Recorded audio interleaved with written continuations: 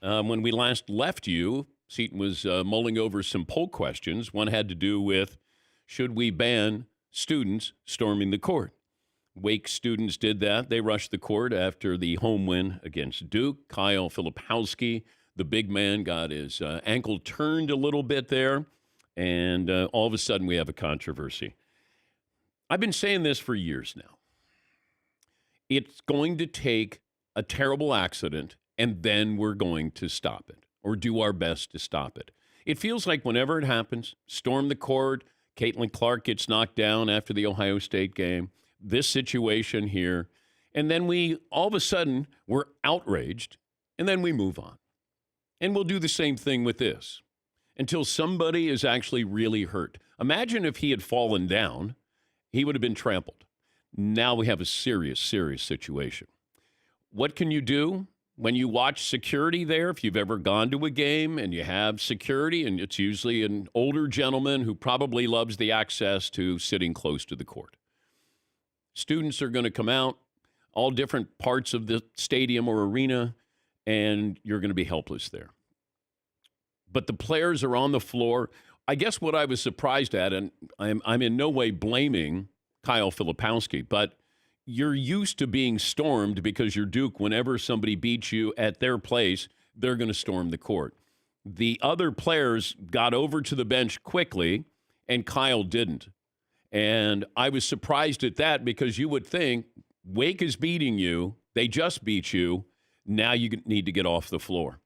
And you could see it was going to happen there. But until there is something that is bad, God forbid tragic, we look at it and, that's March Madness. Well, ESPN helped glamorize this because when it was championship week, and all of a sudden, Lehigh beats Bucknell, and the students rush the floor. It's like, that's awesome. Hey, let's lead SportsCenter with that. Nothing says March Madness like storming the court. All right. So now if you're a student, you want to be on TV. You want to be on the floor. Hey, I was there. That's what happens. Now it just feels like that's the norm, like you're supposed to do that. Here's the Duke head coach, John Shire. Disappointed we lost. But look, for me, I'm more concerned about the well-being of our guys. Flip sprains his ankle. When are we going to ban court storming? When are we going to ban that? How many times does a player have to get into something where they get punched or they get pushed or they get taunted right in their face? And it's a dangerous thing. But you look around the country and Caitlin Clark, something happens. And now Flip, I don't know what his status is going to be. He sprains his ankle. It's one thing, like when I played, at least it was 10 seconds in the court, you would storm the court. Now it's the buzzer doesn't even go off and they're running on the floor. And this has happened to us a bunch this year. I don't want this to take away at all from Wake. They earned it. They deserve the win. They're really good. Okay. So what are the solutions here? They've fined some schools in the SEC, like $100,000. They don't care. Like the student doesn't care. Student's like, yeah, we still want to rush the field. We want to be out there. Hey, the next time it's $250,000. They don't care. Why would the student care? Now you're going to beef up security? No. How are you going to do that? How do you stop kids from wanting to run the floor? Because we've accepted it. We've celebrated it. It's like the NFL used to put out those videos about the biggest hits, like really violent hits. Hey, we're celebrating this. Hey, there's a lawsuit on concussion. Oh, we're not going to do that anymore. But in the moment, you were celebrating. Look at that guy get his face mangled. 1999. And we'll throw in the NFL phone as well. And a lamp if you'd like to. College basketball, the networks, they celebrated this. They showcase this. Every highlight during championship week when I used to work at the mothership, they would show the kids storming the court. Like that's the end of the highlight. It's just standard procedure. Now, if somebody wants to come up with some kind of scenario, solution, great. I'm all for it. I just don't want this to be where I come in one morning and say, I told you so. Yep. Hey, that's when we have change. We have change when something bad happens. Like, we got to change that. Nobody's offering up solutions on changing anything right now until something bad happens. And then we go, how did we get to this point? Why do we allow this? Seems kind of crazy. Hey, kids, come on down and run the floor. What could go wrong? Can you say over the public address do a public address announcement? Hey, you must wait for the players to leave the court before you can go on the court. I mean, sounds good in theory. So who has a solution? Paulie? Some people have said on social media that you should hire more actual police and people who run in the court are subject to arrest. But you could see how that would blow up in your face, because what will the policeman do physically to a 19-year-old young lady who's running on the court? What would they allow to do? And the schools wouldn't want their students who are paying $50,000 a year to be manhandled by police. Yeah. Risk management. The SEC fines the athletic department $100,000 for storming the field. This is football, college football. Yeah. $250,000, then it's $500,000, and so on and so on. It hasn't stopped it. You just have to pay. It doesn't happen as often, I would say, in the SEC as people rush the field, but now there's an actual fine to it. I don't think it stopped it in any way, though. No. Because once again, if I'm a fan, I'm a student, I don't care that the university has to pay $100,000. The university may care, but a student doesn't care. Yes, Eden. I mean, I get that there's expense, and I'm not saying that it needs to be police officers, but wouldn't more security just do it? But I don't know if everybody, I mean, let's say it's Lehigh and Bucknell. Are they going to have more security there? Do they want to spend more for security? Whereas, Purdue or Duke or, some of these other big time programs, how much police presence do you want there? I don't know. Yeah, Marv. Do you do it like whenever Caitlin Clark's in town, like the court storming that just happened? Hey, they're playing Iowa. Let's get 20 more security guards. Or anytime Duke plays an away game, because they are the marquee team in college basketball, do you go, hey, can I get another 30 security guards just in case? What kind of authority are you going to give these men and women who are policing the court?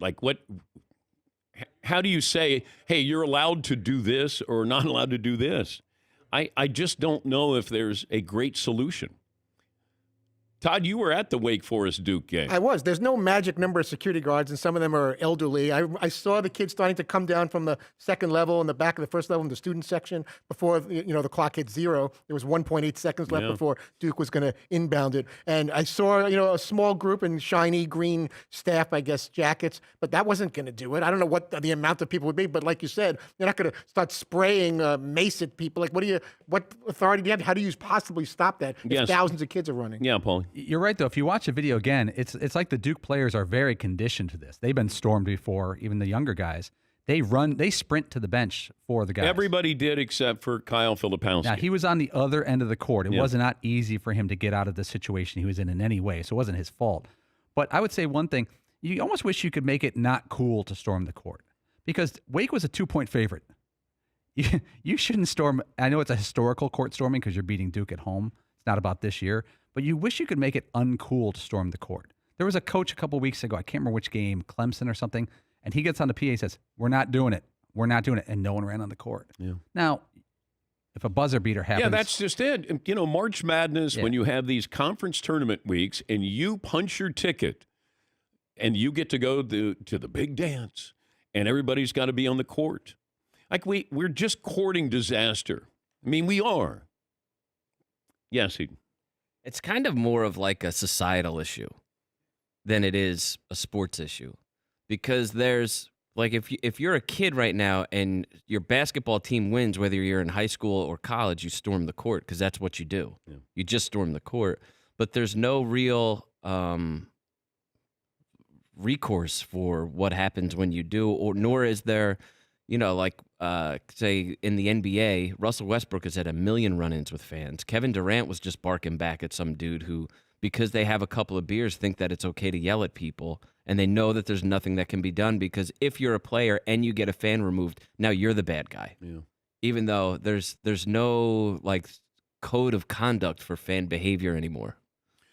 And frankly, because people just don't understand a punch in the face anymore. And back when you used to understand getting punched in the face for opening your mouth, then it was like, I probably shouldn't do that anymore.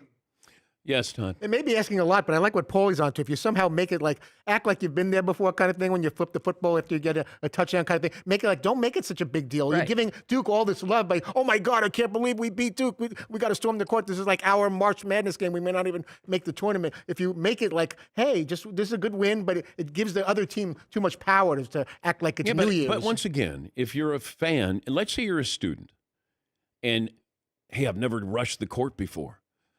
Let's do it. Hey, it's Duke. We beat Duke. Yeah, but we're favored. Like, I don't think the students have these conversations. Hey, Tommy, let's storm the court. Jimmy, we're favored by 2. Okay, let's sit here. It's just not going to happen that way. Thanks, Tim. Yeah. Yes, Marv. Yeah, a 19-year-old isn't going to say, Chris Paul went here, Tim Duncan went here. We're better than this. No, we don't know that.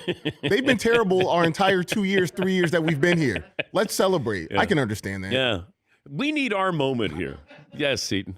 Yeah, man, I think schools just need to take it more seriously. And fines don't matter, right? Because that's $100,000 is their paperclip budget. Nobody cares, you know? But just hire some more security and don't let people run onto the court. And then they're magically, guess what? Problem is solved. Chris in Florida. Good morning, Chris. What's on your mind? Good morning, guys. Hey, my solution is make it known that if you storm the court, you lose the game. You forfeit the game. Like you get this great victory, but if we run on the court, we don't get the victory. Yeah, it's not realistic. It's not realistic. It's just not. How many, let's say one person, let's say you had somebody who was a Duke fan, but they didn't have Duke colors on, and they stormed the court, so Duke wins the game. Like, you have to be practical with this. And as much as we go, yeah, if you storm the court, well, how many? 4? 7? 90? Then you lose the game? Not going to happen. Yeah, Paul. We've been dealing with this on this show. I'm checking my old rundown notes at least a dozen times. We suggested in 2013 the court stroll instead of the court storm, where everyone just walks casually onto the court and lets the other team calmly leave the court. Didn't catch on. Yeah. The court stroll did not catch on. We won. Yeah, we're going to get down there, and then we're going to jump around. When we can. And then we'll raise the roof. Yeah. It's just not going to happen. Yes, Todd. Can you threaten students with expulsion? Could you actually put handcuffs on some of these kids and make them stay, hold them overnight? Like, it's got to be something more serious. Okay. Let's say, hypothetically, your daughter stormed the court at Wake Forest. All of her friends are doing it. Yeah. And then she gets kicked out of school. I would hope there would be one warning, and if you do it a second no. There's no one students, warning. not just for my kid. No. There was a warning. They told you if you go on there, you I risk. see what you're saying. That seems pretty harsh.